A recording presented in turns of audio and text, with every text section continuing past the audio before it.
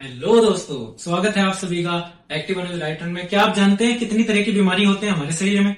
अगर आप नहीं जानते हैं तो इस वीडियो में क्लासिफिकेशन जितना भी बायोलॉजी में होता है उसको हम इस वीडियो में कवर करने वाले हैं। पहला, अगर आप हमारे टॉपिक को पढ़ रहे हैं तो इस टॉपिक में हम बात करेंगे ह्यूमन हेल्थ और डिसीज की। ह्यूमन हेल्थ और डिसीज की। Human animal health and disease. Human किस में आते हैं? एनिमल्स में ही आते हैं। ठीक है, हम जो जितने भी मनुष्य हैं वो किस में आते हैं? वो हमारे एनिमल्स में ही आते हैं। स्तनधारी हम होते हैं और है तो हम जानवर ही। ठीक है, तो जो हमारा WHO है, वर्ल्ड हेल्थ ऑर्गेनाइजेशन, कौन है? वर्ल्ड हेल्थ ऑर्गेनाइजेशन पूरे संसार का एक ऑर्गेनाइजेशन है हेल्थ का। वो क्या कहता है? वो कहता है कि मेंटली, फिजिकली और सोशली।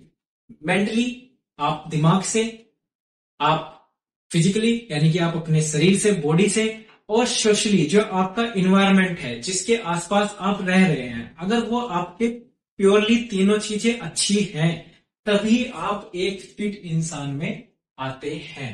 ठीक है, अब यहां से आप बहुत सारी चीजें होती हैं। कोई अपने आप को मेंटली नहीं स्ट्रांग महसूस कर पाता, कोई फिजिकली स्ट्रांग नहीं महसूस कर पाता। किसी का सोशल सर्कल इतना खतरनाक होता है कि उसका जीना हराम हो जाता है। अब वो जो हराम होने वाली कहानी है उसमें आपको मजबूत होना पड़ेगा अगर आपको हेल्थ अपनी अच्छी रखनी है, क्योंकि टॉक्सिक लोग होते हैं। टॉक्सिक समझते हो? जहरीले टॉक्सिक लोग होते हैं हमारे आसपास। वो टॉक्सिक लोग अगर आप अपने पास से नहीं हटाएंगे तो उनका जहर ऑटोमेटिक आपके पास, वो तो फेंकते रहते हैं। वो सांप जैसे होता है ना कि जहर फेंकने वाला इंसान होता है, तो वो जहर का खुशबू सांस के थ्रू भी अगर आप थोड़ी बहुत लेते होंगे तो वो आपको खा जाएगा। ठीक है, उसमें आपको थोड़ा सा स्ट्रांग होने की जरूरत है। अगर मेंटली कोई परेशान कर रहा है, ठीक है, मेंटली आपको आपको कुछ भी, अगर आपको ये कहा जा रहा है कि आप इस लायक नहीं है, ये भी आपको मेंटली डिस्टर्ब करता है। आप धरती पर आए हैं तो वो आप कुछ ना कुछ स्पेशली लेकर आए हैं। आज नहीं तो कल आपके सामने वो चीज आपको समझ में आ जाएगी कि हाँ, मैं इस लायक था या इस लायक थी। ठीक है, अब आपको यहां से महसूस नहीं करना कि मैं कहाँ पैदा हो गई, कहाँ मेरा जीवन बीत रहा है। आपको देखना है कि समझना है कि मेरे लिए क्या सही है। ठीक है, अगर आप फिजिकली स्ट्रांग महसूस नहीं कर रहे, थोड़ा वर्कआउट करिए। आप सही खाना खाइए। मैगी, नूडल्स, जितने भी विदेशी, जितने भी आपके ब्रेड वगैरह होते हैं, इनसे दूर रहिए। ब्रेड वगैरह खाते हैं ज्यादा या फिर नूडल्स वगैरह ज्यादा खाते हैं तो आप कभी भी स्ट्रांग महसूस नहीं करेंगे, क्योंकि किसी चीज में कुछ एनर्जी हो तो आपके शरीर में लगे। अब इतनी चीजें प्रकृति ने बनाई हैं जो कि धरती से एनर्जी लेकर के उसमें एनर्जी आती है, वो आप नहीं खा रहे हैं तो फिर एनर्जी कहां से आएगी? सोशली यह आपके ऊपर डिपेंड करता है कि आप किन लोगों को अपने अपने एक दायरे में आने देते हैं और किन को नहीं आने देते हैं। यहां से मैंने आपको बहुत सारी चीजें बताने की कोशिश की है कि मेंटली, फिजिकली और स्ट्रांगली हमें स्ट्रांग रहना पड़ेगा, तभी हम बीमारियों से अपने आप को थोड़ा बहुत बचा सकते हैं। ठीक है, अब आते हैं अपने बायोलॉजी के टॉपिक पर, जिस पर हम डिस्कस करने वाले हैं कि डिसीज कितने प्रकार की होती हैं। ये डिस्कशन जो मैंने थोड़ा पहले किया है, ये आपका प्रैक्टिकल, आप जो लाइफ जी रहे हैं उसमें आपको हेल्प करेगा।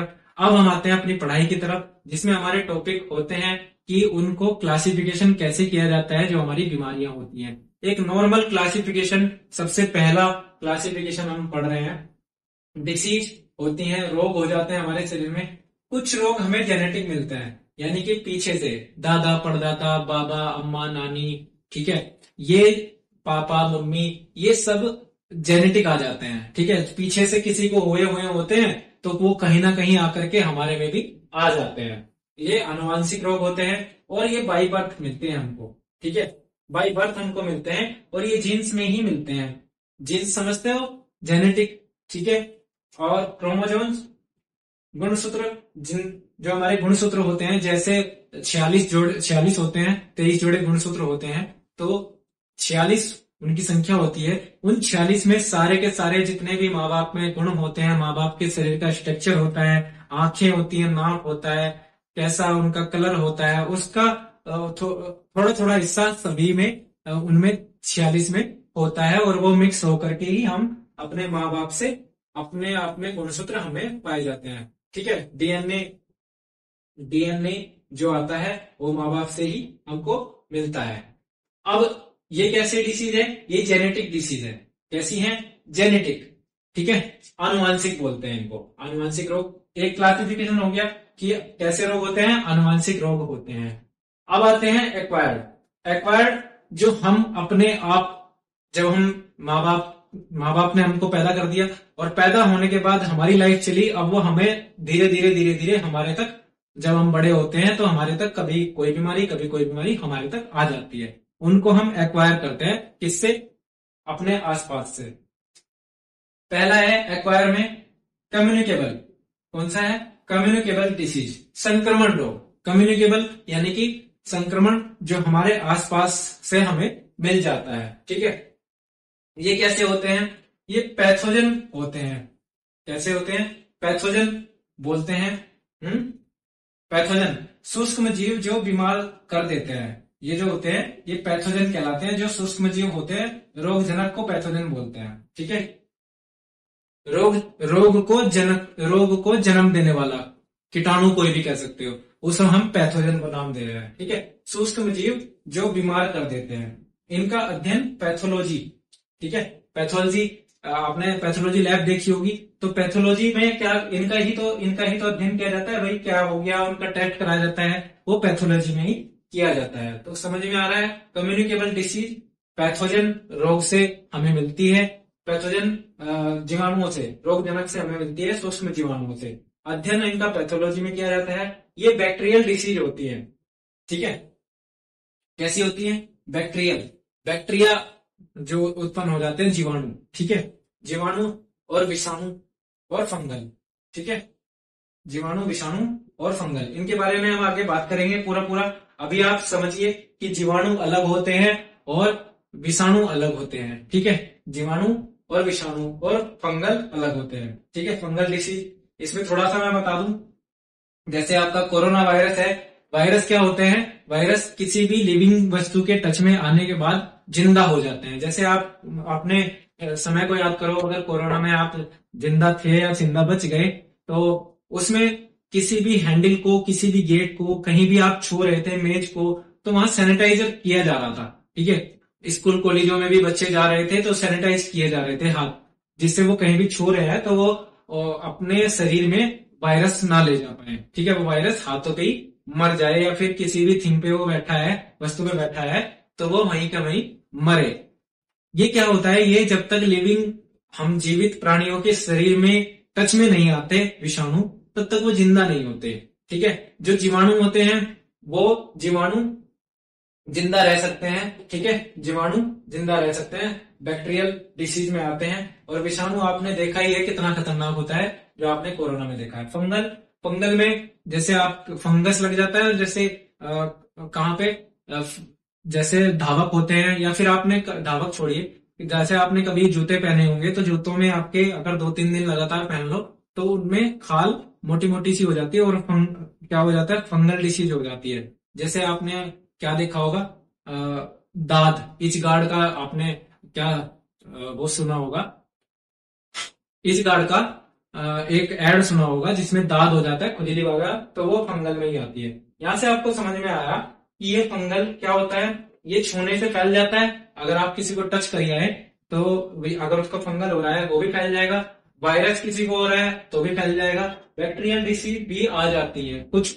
ठीक है, तो ये अध्ययन इसमें आता है, संक्रमण रोग में आता है, कम्युनिकेबल डिसीज में आता है, पैथोजन और प्रोटोजोनल डिसीज भी बोलते हैं इनको, फंगल वाले को। ठीक है, तो पैथोजन वर्ड का और प्रोटोजोनल वर्ड का हम आगे यूज करेंगे। ये 5 वर्ड मैंने लिखे हैं, पैथोलॉजी, बैक्टीरियल, वायरस और फंगल और पैथोजन और प्रोटोजोनल। ये सभी वर्ड आगे आने वाली वीडियोस में कवर होंगे, इनके बारे में आप थोड़ा नोट कर लीजिएगा कि ये होते हैं और इन्हीं ही आगे पढ़ाया जाएगा। आगे आते हैं नॉन कम्युनिकेबल। नॉन कम्युनिकेबल जो एक दूसरे से नहीं फैलते, जैसे क्या होता है? कैंसर होता है। ठीक है, कैंसर होता है तो ये अननोन कम्युनिकेबल में आता है, असंक्रमित रोग होता है।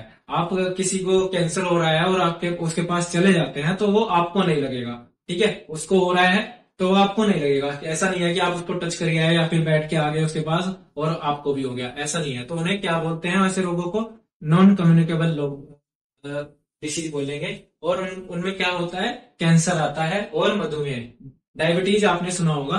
क्या एक छोटा सा नाम होता है, क्या बोलते हैं कि शुगर हो गया, ठीक है। तो शुगर वाली चीजें जो होती है, डायबिटीज उसको बोलते हैं, मधुमेह में आता है, उसको नॉन कम्युनिकेबल रोग में रखते हैं। नॉन कम्युनिकेबल लोग एड्स भी रख सकते हैं, लेकिन वो फैल जाता है कि कैसे, वो आपस में बैठने से नहीं फैलता, ठीक है। लेकिन अगर आपके रक्त का एक दूसरे के साथ आदान प्रदान होता है और रक्त से रिलेटेड ही सेक्स में चीजें आती हैं, जो सेक्स होता है वो भी रक्त से रिलेटेड में ही आता है, ठीक है। तो रक्त से रिलेटेड जितनी भी चीजें होंगी, जब तक रक्त से रिलेटेड चीजें नहीं जुड़ेंगी तब तक एड्स नहीं फैलेगा, ठीक है। तो वो भी हम डिस्कस करेंगे, वो भी पूरा चैप्टर अलग में आता है एड्स का। यहाँ से आपको क्या पता लगा कि कैसे कैसे रोग होते हैं, जेनेटिक रोग होते हैं और एक्वायर डिसीज होती है। दो चीज आपको पता लगी, एक हमारे से पीछे से आ गई माँ बाप से, और एक हमने यहाँ से ले ली। यहाँ से लेने वाली में हमें कौन परेशान कर रहा है ज्यादा, बैक्टीरिया परेशान कर रहे हैं, ठीक है, वायरस परेशान कर रहे हैं और फंगल परेशान कर रहे हैं। तो ये चीजें आपको पैथोजन में आएंगी। ये सबको पैथोजन हम बोल सकते हैं, सूक्ष्म जीव जो बीमार कर देते हैं उनको पैथोजन बोल देते हैं, ठीक है। प्रोटोजोनल डिसीज भी इसी में आते हैं। और ये नॉन कम्युनिकेबल जो होते हैं ये असंक्रमित होते हैं। इसमें क्या होता है कि हम आपस में एक दूसरे के पास बैठे तो ये हमें एक दूसरे से नहीं होता, जिसमें कैंसर आता है, आपका डायबिटीज आता है, मधुमेह जिसको बोलते हैं, या फिर शुगर आप नॉर्मल भाषा में बोलते हैं, ठीक है। तो ये एक दूसरे से नहीं होते, लेकिन इनसे बचने के बहुत सारे उपाय होते हैं।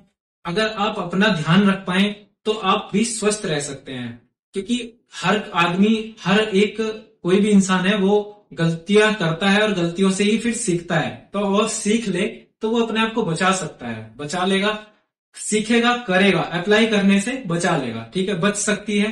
अगर कितनी भी चीजें बेकार हो चुकी हैं और हम उसमें से 10 चीजें भी अपनी ठीक कर लेते हैं तो जीवन में कुछ ना कुछ तो इफेक्ट उसका पड़ेगा ही। मैं एक छोटी सी बात आपको बताना चाहता हूँ। जैसे मैंने हृदय पीछे सारा पढ़ाया है, हृदय के बारे में 18 वीडियो बनी है, 18 के 18 में सारे टॉपिक्स आपको पढ़ाए हैं। अगर आप उसमें जाते हैं तो आपको अलग अलग चीजें सारी देखने को मिलेंगी। क्या क्या टॉपिक्स थे, क्या क्या नाम थे, वो अलग अलग, हर टॉपिक के अलग अलग नाम सारे बताए गए हैं। मैं ये बताना चाहता हूँ कि एक जो अगर आपके घर में आपको कोई भी हार्ट से रिलेटेड प्रॉब्लम है तो आप मेथी भिगोइए रात को, और मेथी भिगो करके आप उसका पानी सुबह पीजिए और उस मेथी को चबा करके खा जाइए।